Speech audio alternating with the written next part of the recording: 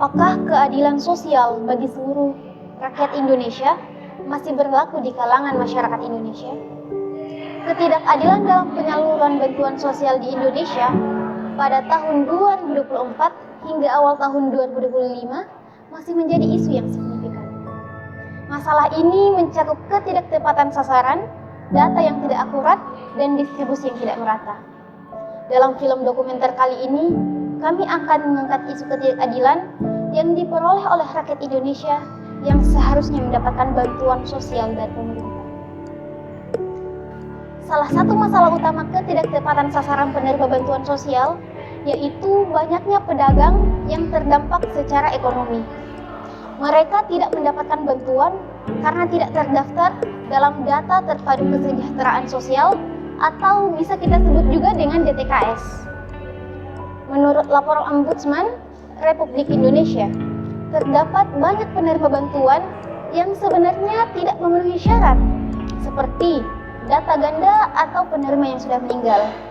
Sementara mereka yang benar-benar membutuhkan justru terabaikan. Di mana pada pasal 27 ayat 2 Undang-Undang Dasar 1945 menjamin hak setiap warga negara atas pekerjaan dan penghidupan yang layak. Ibu Andi Murni, saya umur 65 nak. Pernah Ki mendapat bantuan dari pemerintah? Tidak pernah nak, tidak pernah. Itu kesulitan kita selalu diusir di sini. Ya diusir. Itu keluhan kita nak di sini. Kalau hujan juga Ibu? Kalau hujan kita begini juga. Kan biasa juga badai tuh Bu. Iya badai, terbang payung. Ya karena nggak bisa Ki pakai payung di sini lah karena artinya tidak bisa payung tersendiri karena itu dilarang Ki sama petugas.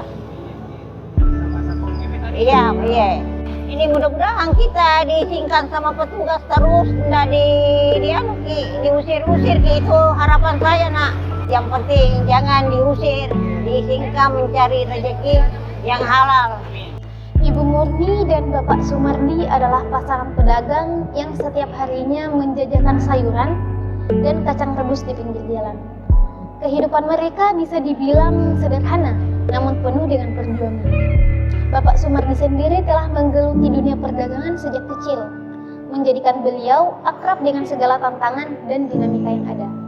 Sementara itu, Ibu Murni mulai membantu suaminya sejak setahun terakhir.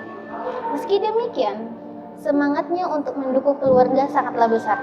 Bersama mereka berusaha memenuhi kebutuhan hidup sehari-hari melalui hasil dagangan yang mereka tawarkan kepada masyarakat. Setiap pagi, Ibu Murni dan Bapak Sumardi memulai aktivitas dengan menyiapkan dagangan mereka. Mereka memilih lokasi yang bisa dibilang strategis, yaitu di pinggir jalan, agar mudah dijangkau oleh pembeli. Namun, kehidupan sebagai pedagang tidaklah mudah. Salah satu tantangan terbesar yang mereka hadapi adalah pengusiran dari petugas Satpol PP. Ketika petugas datang untuk menertibkan area, mereka terpaksa memindahkan barang dagangan atau bahkan menghentikan aktivitas jual beli. Hal ini tentu berdampak pada pendapatan harian mereka yang menjadi sumber utama penghidupan keluarga mereka. Tidak hanya itu, Ibu Murni juga merasa kecewa karena hingga kini ia dan keluarganya belum pernah menerima bantuan sosial dari pemerintah. Meskipun seperti yang kita tahu seharusnya itu sudah menjadi hak mereka sebagai warga negara Indonesia. Berdasarkan pasal 27 ayat 2 Undang-Undang Dasar 1945, yaitu setiap warga negara memiliki hak pekerjaan dan penghidupan yang layak bagi kemanusiaan. Selain itu, Undang-Undang Nomor 13 Tahun 2011 tentang penanganan fakir miskin juga mengatur bahwa pemerintah memiliki kewajiban untuk memberikan perlindungan dan bantuan kepada masyarakat yang kurang mampu. Namun, dalam praktiknya, implementasi kebijakan ini seringkali tidak merata, sehingga banyak pihak seperti Ibu Murni yang terabaikan. Pengusiran oleh Satpol PP seringkali dilakukan dengan alasan penataan kota atau pelanggaran aturan penggunaan ruang publik. Namun, tindakan ini kerap kali tidak disertai solusi alternatif bagi para pedagang seperti Ibu Murni dan Bapak Sumardi. Mereka tidak diberikan tempat usaha yang layak atau dukungan untuk tetap bisa berdagang tanpa melanggar aturan. Padahal dalam pasal 28D ayat 1 Undang-Undang Dasar 1945 disebutkan bahwa setiap orang berhak atas perlakuan yang adil dalam hukum serta perlindungan hukum yang pasti. Ketidakadilan ini juga bertentangan dengan sila kelima Pancasila, yaitu keadilan sosial bagi seluruh rakyat Indonesia. Pedagang kecil seperti Ibu Murni seharusnya mendapatkan perhatian yang lebih dari pemerintah, karena mereka merupakan bagian dari sektor informal yang berkontribusi besar terhadap perekonomian lokal. Pedagang seperti Ibu Murni dan Bapak Sumardi memiliki peran penting dalam perekonomian masyarakat. Mereka menyediakan barang kebutuhan sehari-hari dengan harga terjangkau, membantu meningkatkan daya beli masyarakat di sekitar, serta menjadi salah satu solusi lapangan pekerjaan bagi kelompok ekonomi lemah. Keberadaan mereka juga mencerminkan semangat kemandirian serta kerja keras yang menjadi ciri khas masyarakat Indonesia. Ibu dengan mantan Lino, dengan sama suami, sama anak. Ya, yang dapat semua anakku yang dua sekolah, cuma sudah tamat semua. Sampai SMA. Ada SMP baru ada Misomina, ada SMP tidak mau sekolah, tidak mau bantu bapaknya. Contoh lainnya adalah Ibu Mantan. Ibu Mantan adalah seorang ibu rumah tangga yang saat ini menghadapi tantangan besar setelah keluarganya menjadi korban kebakaran. Kebakaran tersebut tidak hanya menghanguskan tempat tinggalnya, tetapi juga mengubah kehidupan sehari-harinya dan ketiga anaknya. Dari ketiga anaknya, 2 diantaranya telah putus sekolah, dan salah satu anaknya bahkan menikah pada usia yang sangat muda, yaitu masih di jenjang SMP. Suami Ibu Mantan sendiri bekerja sebagai pemulung dengan pendapatan yang sering sekali tidak menentu. Meskipun dalam keadaan sulit, Ibu Mantan tetap bersyukur atas apa yang mereka miliki. Anak bungsu Ibu Mantan bisa dibilang masih balita, dan Ibu Mantan berharap agar pemerintah dapat memaksimalkan bantuan sosial untuk masyarakat yang terkena bencana seperti mereka. Dalam hal ini, Ibu Mantan menginginkan agar bantuan tersebut dapat mencukupi kebutuhan dasar agar mereka bisa menjalani kehidupan yang lebih layak di masa depan. Ia juga menekankan bahwa pentingnya pendidikan bagi anak-anak dari keluarga yang kurang mampu, agar mereka tidak terhalang oleh biaya dan bisa melanjutkan pendidikan mereka.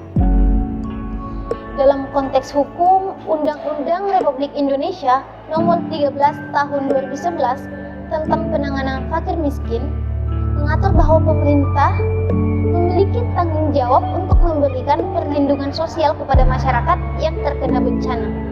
Pasal 3 juga menyatakan bahwa pemerintah wajib memberikan bantuan kepada korban bencana alam dan kebakaran untuk memenuhi kebutuhan dasar mereka.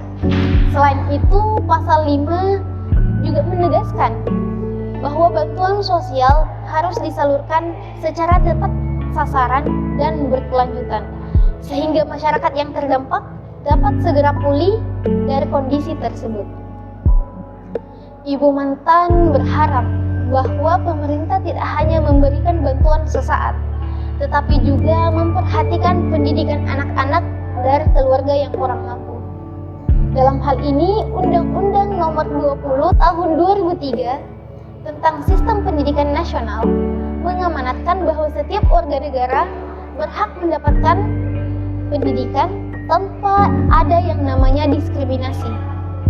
Pasal 4 juga menyatakan bahwa pendidikan harus dapat diakses oleh semua lapisan masyarakat, termasuk mereka yang berada di bawah garis kemiskinan. Dengan harapan dan keyakinan tersebut, Ibu Mantan terus berjuang untuk keluarganya dan berharap agar suara mereka didengar oleh pemerintah. Ia ingin melihat perubahan nyata dalam dukungan sosial dan pendidikan bagi rakyat kecil, agar generasi mendatang tidak terjebak dalam siklus kemiskinan dan dapat meraih masa depan yang lebih baik. Pak Sakir tinggal di Pontoh, tapi di sini cari uang. Bapak Sakir adalah seorang pemulung yang berasal dari luar Makassar dan kini tinggal di kota bersama keluarganya. Meskipun hidup dalam keterbatasan, ia berjuang keras untuk memenuhi kebutuhan sehari-hari tanpa pernah menerima bantuan dari pemerintah. Ia merasakan ketidakadilan sosial yang dialami oleh pemulung lainnya dan berharap pemerintah dapat memperluas lapangan pekerjaan, tidak hanya di perkotaan, tetapi juga di daerah kabupaten. Dalam pandangannya, Pasal 27 Undang-Undang Dasar 1945 menyatakan bahwa setiap warga negara berhak atas pekerjaan dan penghidupan yang layak. Namun kenyataannya, banyak pemulung seperti dirinya yang hidup dalam kondisi tidak manusiawi, akibat kurangnya akses terhadap pekerjaan yang memadai. Bapak Sakir tetap optimis meski harus melawan stigma negatif terhadap profesi pemulung yang sering dianggap rendah oleh masyarakat Indonesia. Ia percaya bahwa setiap individu berhak dihargai dan diberdayakan, serta berharap pemerintah memberikan perhatian lebih kepada kelompok marginal dengan menyediakan pelatihan keterampilan dan akses modal usaha. Bapak Sakir menjadi simbol perjuangan pemulung di Makassar yang menginginkan perubahan dan keadilan sosial. Berharap agar suatu hari nanti mereka dapat hidup lebih baik dan pekerjaan yang lebih layak. Ketidakadilan dalam penyaluran bantuan sosial di Indonesia menciptakan dampak yang sangat signifikan bagi masyarakat, terutama bagi mereka yang seharusnya menerima bantuan tetapi terabaikan. Dalam masalah utama yang dihadapi oleh ketidaktepatan sasaran dan juga data yang tidak akurat dalam data terpadu kesejahteraan sosial atau bisa kita sebut dengan DTKS, yang menyebabkan banyak penerima bantuan yang tidak memenuhi syarat. Contoh nyata ketidakadilan ini terlihat pada pedagang kecil seperti Ibu Murni dan Bapak Sumardi, serta korban bencana seperti Ibu Mantan, yang masing-masing mengalami kesulitan dalam mendapatkan dukungan yang seharusnya menjadi hak milik mereka. Untuk mengatasi masalah ini, kami menyarankan beberapa langkah konkret kepada pemerintah. Yang pertama adalah pemerintah harus memperbarui data DTKS secara rutin untuk memastikan bahwa penerima bantuan tepat sasaran. Hal ini penting agar bantuan sosial dapat dijangkau mereka yang benar-benar membutuhkan, sehingga tidak ada lagi warga yang terabaikan. Yang kedua adalah fasilitasi tempat usaha bagi pedagang kecil, agar mereka dapat beroperasi tanpa gangguan. Dengan menyediakan lokasi yang aman dan legal untuk berdagang, pemerintah dapat meningkatkan pendapatan mereka dan mengurangi resiko pengusiran dari petugas-petugas penegak hukum. Yang ketiga adalah pemberian bantuan modal dan pelatihan kepada masyarakat marginal. Dukungan finansial dan keterampilan akan memberdayakan mereka untuk meningkatkan usaha dan kehidupan sehari-hari. Pelatihan manajemen usaha juga penting untuk membuat mereka mengelola bisnis dengan lebih baik. Dengan langkah-langkah tersebut, kami harapkan pemerintah dapat menciptakan keadilan sosial yang lebih baik bagi seluruh masyarakat Indonesia. Setiap individu berhak mendapatkan perlakuan adil dan akses terhadap sumber daya yang memadai untuk meningkatkan kualitas hidup mereka. Ketidakadilan sosial harus diatasi agar semua warga negara, termasuk pedagang kecil dan korban bencana, dapat merasakan kesejahteraan dan hak-hak mereka sebagai bagian dari masyarakat Indonesia.